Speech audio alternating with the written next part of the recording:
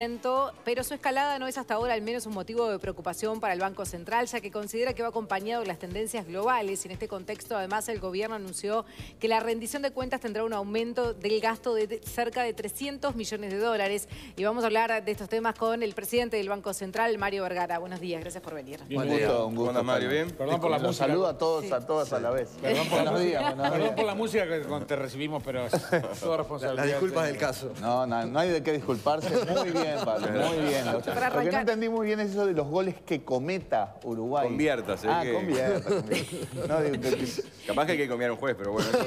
Sí, él tira para salir campeón hay que hacer lo que hay que hacer, ¿no? En Rusia. Mario, ¿cuánto influyó el escenario de las últimas semanas del dólar para la rendición de cuentas? Bueno, la elaboración de la rendición de cuentas obviamente implica un periodo más extenso, digamos, de análisis, de evaluación de las disponibilidades financieras. Se hace esencialmente en la órbita del Ministerio de Economía y del Poder Ejecutivo. Pero evidentemente las variaciones, no solo no es tanto la variación en una semana o en un mes, sino también eso cómo afecta las estimaciones de cómo va a continuar el proceso. Y ahí ya no son cosas tan circunstanciales, se evalúa cómo está el mundo, cómo está la región, claro. Sin duda. No solo el dólar, en realidad. No, un montón de variables financieras que están siendo afectadas, además, no solo por factores económicos y financieros, sino cada vez más por factores de índole política, ¿verdad? ¿La región cuánto influye exactamente? Influye, mucho menos que antes, pero uno no puede decir que... ¿Menos que antes? ¿Por qué? Porque ha habido una política de mitigar esa vulnerabilidad regional. El comercio hacia la región en 2001 era el 50% de las exportaciones de bienes, hoy es menos de la mitad de eso. Argentina, que era el 25%, hoy es el 5%.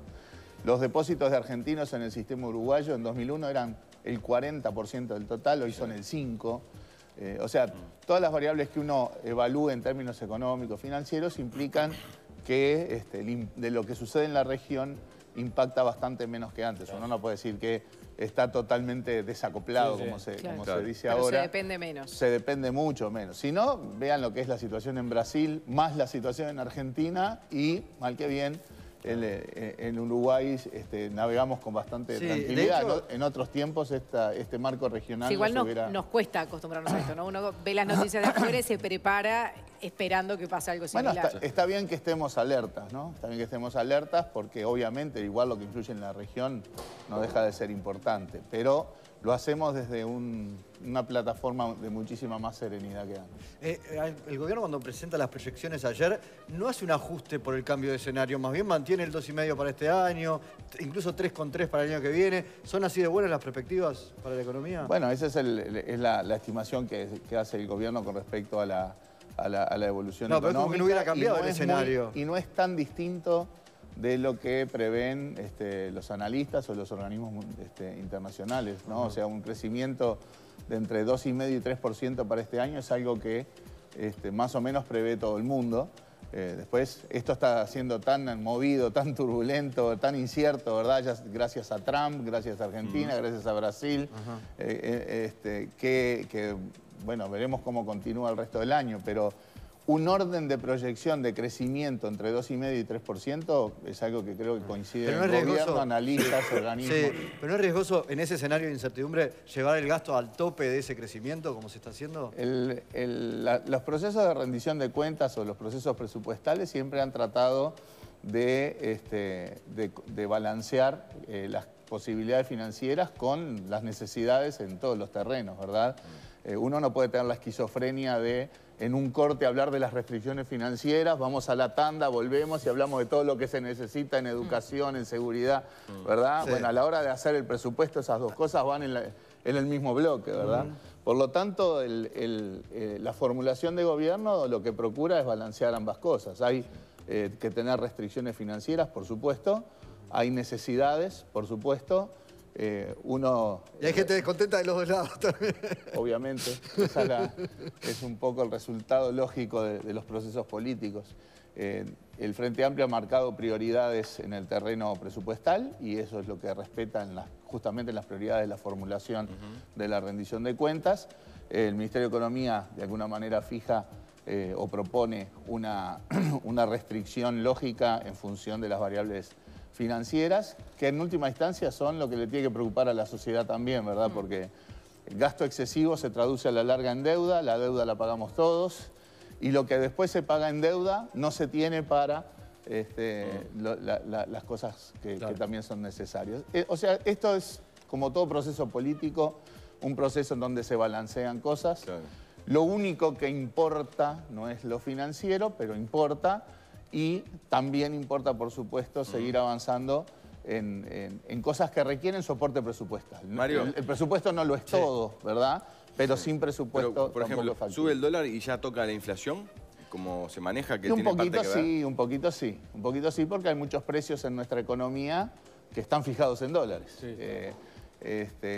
No tiene eso el peso que también tenía en otros tiempos. Pero evidentemente en este mes, por ejemplo, que ahora la inflación subió un poquito, eso está esencialmente explicado ¿Y ahí el Banco Central? por un aumento muy significativo en un mes del tipo de cambio. Y ahí el Banco Central está muy atento a ver qué hace con el dólar en el mercado. El Banco Central siempre está atento. No, pero digo, es la actitud permanente. En esa distancia tan cortita entre inflación y precio del dólar. Sí, claro. ¿No? Es una de las variables que estamos monitoreando todos los días, ¿verdad? Y que cuando sentíamos que se estaba cayendo más de la cuenta, porque no solamente el objetivo que uno toma para ver qué hace con el rol del Banco Central en el tipo de cambio, que no lo fija, pero que a veces interviene en el mercado. La inflación es un objetivo importante, claro, pero no el único.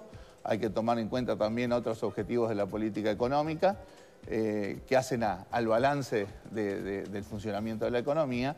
Cuando sentíamos que el dólar se iba muy abajo, intervinimos tratando de sostenerlo. No hace mucho. No hace mucho. No, hace un mes estaríamos hablando acá de por qué el dólar está tan bajo y qué hace el Banco Central. Sí, lo hicimos ahora un par de veces, ¿no? Sí. Ahora el escenario es la preocupación, porque...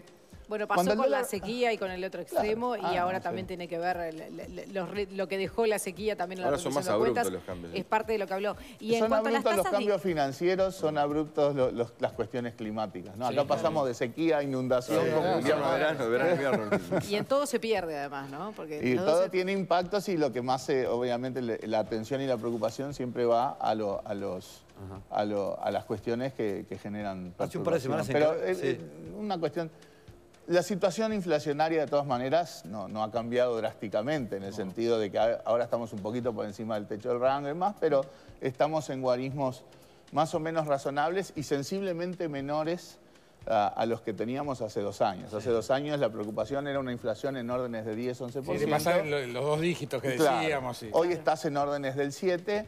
Y lo que es más importante, las expectativas de los agentes, que de última son los que forman los precios, están más o menos en este entorno del 7%, con lo cual hay que estar atentos, sí, a la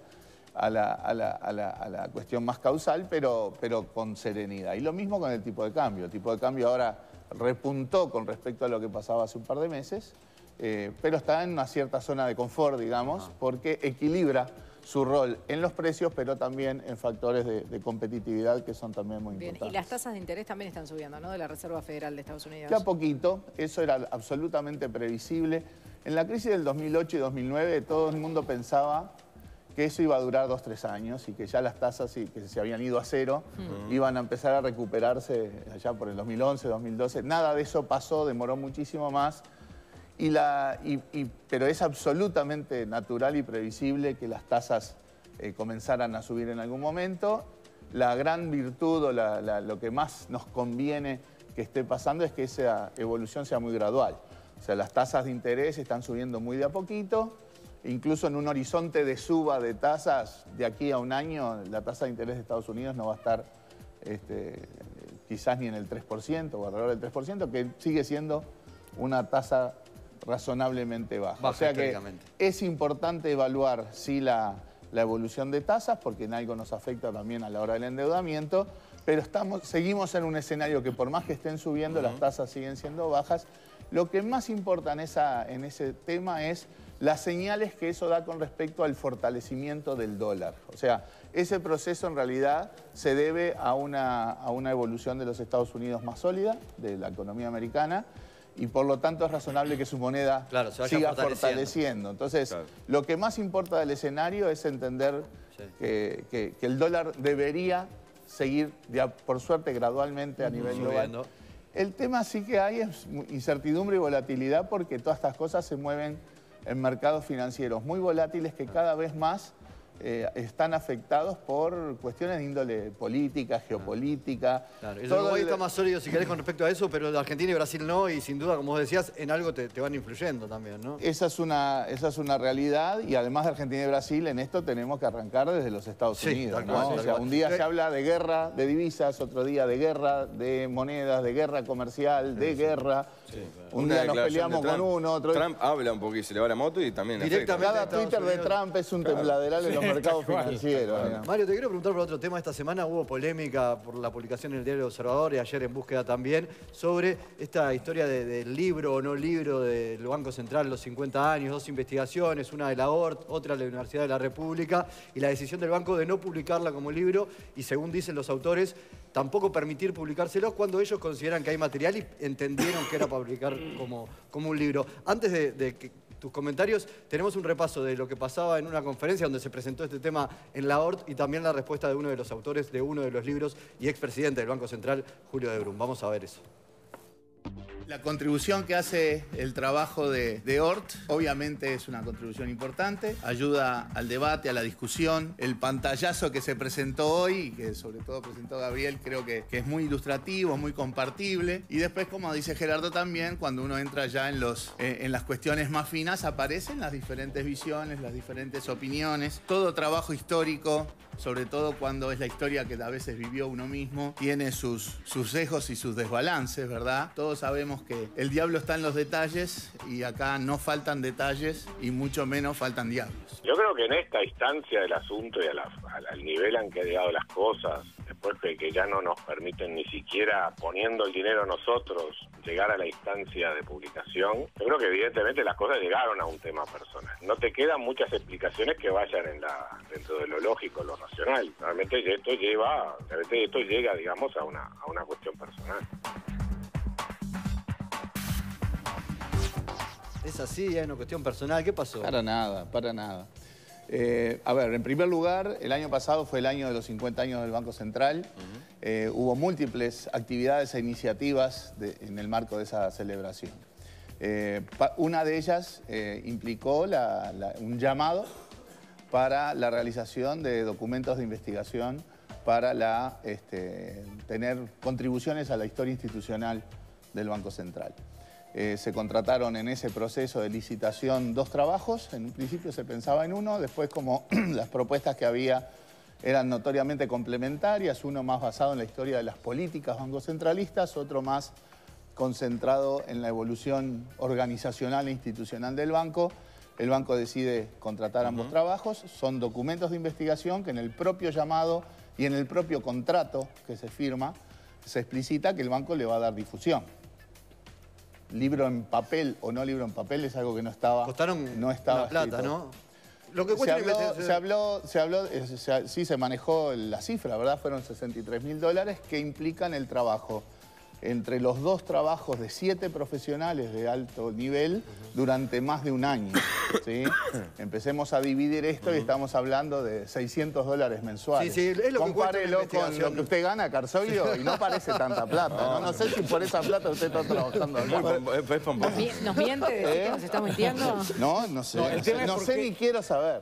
Mario, el tema es por qué no se los dejan. No, es lo que cuesta publicar a ellos. Si tú me permitís, voy a seguir el desarrollo de esto, que además creo que hay que dedicarle un minutito, ¿no? Porque a ver, creo que el dólar, la inflación, las cuestiones financieras son mucho más importantes que esta anécdota.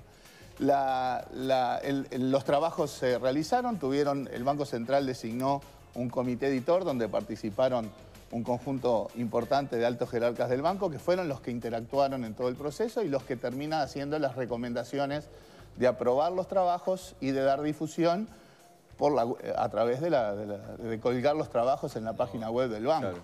Ahora parece que colgar las cosas en la web es sepultar las cosas. Me parece que el siglo XXI no es tan así, Hay ¿no? cosas que por lo menos los implicados entienden que el trabajo se iba a publicar y después comentaron algunas cosas de ¿Qué reuniones. pasa? Hay que ver qué es lo que se llamó, qué es lo que se acordó, qué es lo que se contrató, qué decisiones Pero se el trabajo tomaron. no conformó al banco. Permíteme, sí, si no, no... ¿Qué se acordó de antemano? ¿Publicarlo No, o no? lo acordado es lo que está escrito en los contratos y lo que estaba en el llamado, que es divulgarlo. Vía web. Dar la mayor divulgación. En el mundo de hoy se divulga por la vía web, ¿sí? En Pero el ¿por qué mundo el banco- académico, quizá me pudieras dejar Sí. seguir, sí. Te veo nervioso con el tema, no sé. para nada. Bueno, en el mundo académico incluso de hoy, los materiales físicos son cada vez menos importantes, menos recurrentes. Las principales revistas académicas del mundo, e incluyo a partir también de este tiempo la propia revista de economía del Banco Central, va dejando su versión física y todo pasa Digital. al ámbito digital. O sea que esta forma de divulgación además es exactamente la misma que han tenido históricamente el Banco Central, tanto en los documentos de investigación hechos por los funcionarios del banco como por los que han sido contratados. O sea, ahí no hay ninguna... Pero en todo caso yo lo que quiero despejar, si la gente trabaja con otras expectativas y demás, bueno, eso es algo que nosotros no podemos manejar. Lo que sí es que lo que quiero descartar de plano es que acá haya habido ningún tipo de circunstancia de evaluación política, como se insinuó en algunos medios de prensa. Todo este proceso lo llevaron adelante funcionarios del Banco Central, a quienes nadie le pregunta qué partido votan. El directorio convalidó lo asesorado por esa comisión y el directorio del Banco Central está también integrado por miembros de distintos partidos, ¿sí? Y lo del terreno personal, obviamente, cuando hay Descartado, 8, 9, 10 personas involucradas, No es terreno personal. nadie es tan importante como para que haya tal conspiración para atacar a nadie. O sea Primero que quiero decir que yo por $500 por mes me sumo a escribir un libro, pero lo segundo... no ¿por qué sé si tenés la capacidad probablemente no. La ¿Por qué? capacidad seguro que sí, ¿Por pero qué digo, no? estamos hablando de que estamos contratando Gente de primer nivel. Por eso, pero esa gente de primer nivel quiere publicar el libro. A su Y el- costo. Y el banco decide no permitirlo porque se reservó el derecho a publicarlo en la licitación original. Que si Cuando uno el ve la banco página- contrata este material, queda claro en el propio contrato que los derechos de autor Sí. pasan al banco. El banco es quien decide las formas de publicación, decidió la acordado, sí. divulgación. La divulgación fue tal, porque a veces se habla de que es eso, que Sí. fue sepultado. A los pocos días que se colgó, hubo artículos en los medios de prensa. Recuerdo en Búsqueda, por ejemplo, 2 páginas enteras con esto. O sea que tan sepultado no estaba. Después la propia Horda organiza ese evento que ustedes acaban de pasar y con mucho gusto participamos en la difusión de ese material. Estuvo el presidente del Banco Central, el superintendente de Servicios Financieros, el gerente de Investigaciones Económicas. Salió también a partir de ahí en varios medios el reporte en El Observador, un excelente reporte de Miguel Arregui sobre el evento. También el O sea, coordinador que era Odoni dijo que por lo menos se conozca mínimamente y que por eso se organizaba el seminario. Contribuimos enormemente a la difusión del trabajo. Pero permítame un poco para cerrar esto, porque me parece Sí. que ya no... descartados todos temas de consideraciones políticas y personales, la celebración de los 50 años del Banco Central no va a quedar opacada ni empañada por este episodio. Los funcionarios que trabajaron en todo este proceso y en todas las demás actividades de la celebración, nos sentimos orgullosos de algo que el propio trabajo dice, que es que la historia del Banco Central es una historia de construcción institucional exitosa, colectiva, de continuidad, ¿verdad? Y bueno, ese es el orgullo que actuales y exfuncionarios del Banco Central tenemos y tenemos que tener. Bien, Mario, te quería consultar por el tema de los cajeros automáticos. Recién nos enterábamos que explotó otro en Juan Lacase, esta nueva modalidad. Se habló mucho del entintado de billetes. ¿Realmente llegaron a circular esos billetes entintados? No. Primero, un recuerdo para toda la población. No acepte billetes entintados. Claro. O sea, por el momento las tintas en los cajeros que ya hay una proporción bastante importante de los cajeros que los bancos ya han incorporado el mecanismo de entintado y en un plazo relativamente corto todos los cajeros van a tener este mecanismo. La tinta hasta el momento ha sido de color rojo y sobre todo la tinta se nota en los bordes de los billetes, o sea que si a usted le van a dar no acepte. un Ahora, billete con... ¿qué pasa? Una de las versiones era que alguien fue al cajero a sacar plata y es como si, bueno, uno tiene el billete entintado y deposita dinero y queda ahí, alguien va a sacar plata y le pasa eso. Bueno, ¿Ahí qué tiene que hacer? Si eso, nosotros no estamos seguros que eso haya pasado así. Si algún caso se dio, entendemos también que el banco respondió, porque el banco tiene filmación de lo que pasa en el cajero, ¿verdad?